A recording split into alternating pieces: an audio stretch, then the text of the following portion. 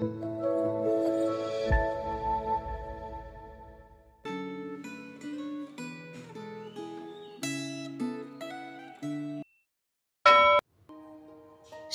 Bapak Ibu Saudara yang terkasih di dalam Tuhan. Hari ini kita akan belajar firman Tuhan dengan tema Hikmat Tuhan dan Pengendalian Diri. Sebelum kita merenungkan firman Tuhan, mari kita berdoa. Kami mengucap syukur Tuhan untuk kasih setia-Mu, untuk kebaikan-Mu yang terus kami rasakan di dalam kehidupan kami. Pagi hari ini kami mau kembali merenungkan firman-Mu. Kiranya Engkau yang boleh membuka setiap hati dan pikiran kami, agar kami dapat mengerti apa yang ingin Kau sampaikan bagi kami. Terima kasih Tuhan, hanya di dalam nama Tuhan Yesus Kristus kami berdoa. Amin. Firman Tuhan hari ini terambil dari Amsal 21. Saya akan membaca dari Amsal 21 ayat yang ke-10. Hati orang fasik mengingini kejahatan, dan ia tidak menaruh belas kasihan kepada sesamanya. Bapak Ibu Saudara, Tuhan bisa memakai apa saja termasuk memakai pemerintah untuk mendatangkan kebaikan bagi semua orang. Bacaan Alkitab hari ini mengajak kita mengenal kesukaan Tuhan, yaitu perbuatan yang adil dan benar. Sikap adil dan benar dalam mengumpulkan harta diperlihatkan melalui perbandingan antara karakter orang fasik, mata dan hati yang sombong serta lidah yang penuh dengan dusta, dengan karakter orang benar yang rajin dan bersih. Tuhan berpihak kepada orang benar dan menghukum orang fasik. Dibandingkan dengan kejahatan orang fasik dan kebobrokan orang bebal, kemampuan orang bijak mengendalikan diri terbukti berbuah kebenaran dan mendatangkan kehormatan. Perhatikan bahwa ada dua nasihat yang mengapit di dalam Amsal 21 ayat yang ke-10-18 yang membahas tentang akibat kebenaran dan kefasikan.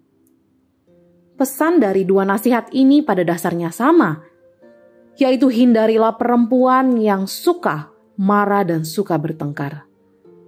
Nasihat ini secara umum ditujukan kepada para pemuda yang kurang berpengalaman supaya lebih bijak dalam memilih pasangan hidup.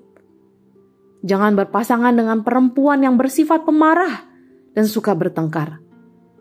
Dalam konteks pernikahan, saat terjadi konflik antara suami istri, suami harus berusaha mengendalikan diri dan menghindar untuk mencegah terjadinya pertengkaran dengan istri yang sedang marah. Demikian pula sebaliknya. Dengan memberikan jeda waktu kepada pasangan yang sedang marah untuk melakukan introspeksi diri, Anda memberi kesempatan kepada pasangan Anda untuk melepaskan diri dari kondisi dikuasai oleh kemarahan. Sikap seperti ini tidak berarti bahwa kita menghindar dari tanggung jawab untuk menyelesaikan masalah. Dalam situasi konflik, baik suami maupun istri masing-masing butuh waktu dan suasana tenang untuk melakukan introspeksi diri dan berdoa kepada Tuhan supaya bisa berpikir secara objektif. Hikmat dan pengertian Tuhan melampaui kehebatan manusia. Orang yang berpegang pada Tuhan akan menjadi pemenang dalam menghadapi pergumulan hidupnya. Dalam kehidupan keluarga, konflik antara suami dengan istri dan antara orang tua dengan anak kadang-kadang tidak terhindarkan. Bagaimana kondisi relasi dalam keluarga Anda? Sampaikanlah pergumulan dalam keluarga Anda dalam doa kepada Tuhan. Dalam kehidupan sosial politik pun, kita percaya bahwa Tuhan menetapkan dan memberi kuasa kepada pemerintah untuk mewujudkan ketenangan dan kesejahteraan bagi seluruh masyarakat. Apakah Anda sudah membiasakan diri untuk mendoakan pemerintah? Mari kita berdoa. Tuhan, terima kasih untuk firman-Mu yang sudah kami dengar. Kami sadar kami adalah manusia yang lemah yang tidak luput dari dosa. Bahkan seringkali kami jatuh di dalam kemarahan yang meledak-ledak. Atau bahkan kami memendam kemarahan di dalam hati agar kami terlihat seolah-olah sebagai seorang yang kudus.